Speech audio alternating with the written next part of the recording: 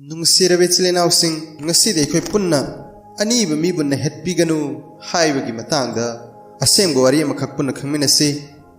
Hazrat Thanwi rahmatullah alayhi na mahaki bayan singda wari ama ibiri madudi yamni na khunba nupa ama leirami hairiba nupa asi nongma mahaki nupi ga loinana chak charame chak genjang su yamna ning thijana semlami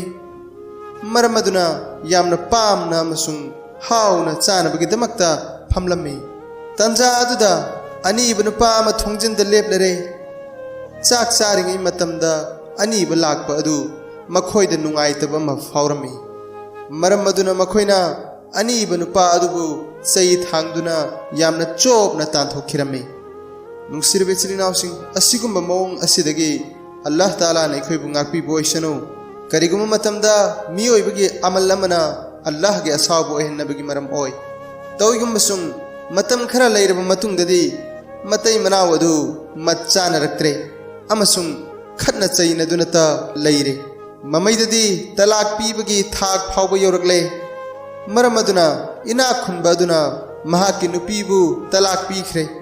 talak piraba matungda nupi adu mapamda laklaga iddat phamlare iddat surba matungda nupi adu atopa nupa amada nikah sonkhre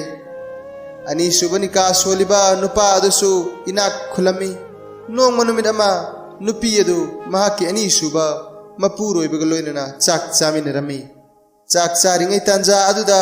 ani iba nupa ama laklami nupi aduna mapuroibada hairaki aingonda thodok ama thokre aingonda Allah ge asawba lakadra haibagi akiba poki maramasina lakliba ani iba nupa asida karino khara pirukhige mapuroibana khumlaki piruro nupi aduna ani iba nupa aduda karigumba khara piba thoklakpada thongjinda leplam liba nupa adu mahaki hanagi mapuroiba adu oiramle madudagi nupi adu angakpa charami amasung changlaklaga mapuroibada hairami ai ngasi angakpa thodok ama thengnarure niba lakliba nupa asi aigi hanagi ipuroiba aduni mahak asi yamna ina khunba mioi ama oirami nong mai khoi ani punna mawong asum tauna chak saminaringaida ani ba nupa ama laklami lakliba ani ba nupa aduda mahakna chai thangduna tankhirami madugi fal oina ngasi mahaki phibam asi oiribani ani suba mapuroiba aduna hairami ai nahak ngonda madudagi hen ngakpa wa amasu haike madudi nahaki ahan bana puroibagi manakta ni balakhiba nupa adu ai hak isamakni nungsirabe chilinawsing munna khanthasi madudi Allah Taala na ahan banupagi mal daulat adu ani suba nupa aduda pina biraga ani suba nupa adugi laira nang adubuna ahan banupa aduda ohenki Allah Taala na sigumba fattaba asidagi kanbibo oisano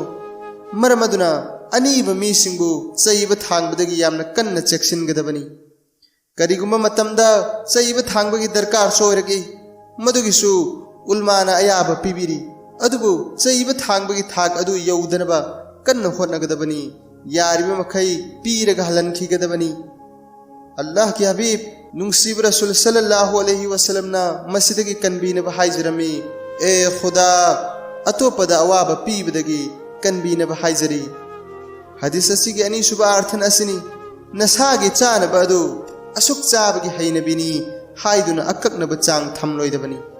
numit khuding asuk chadaba yade haina thamloidabani karigumba matamdusu khar khajik hantharakbada awaba oidanaba tanja adusu thamgadabani maramaduna Allah ge nabi sallallahu alaihi wasallam na habirami mi amage changna ani gi changna mari aduga mari gi changna nipan gi oki Allah Taala na mahaki rahmat amari thawzanna masigi aseng ba hakikat adu khanghan bibo oisano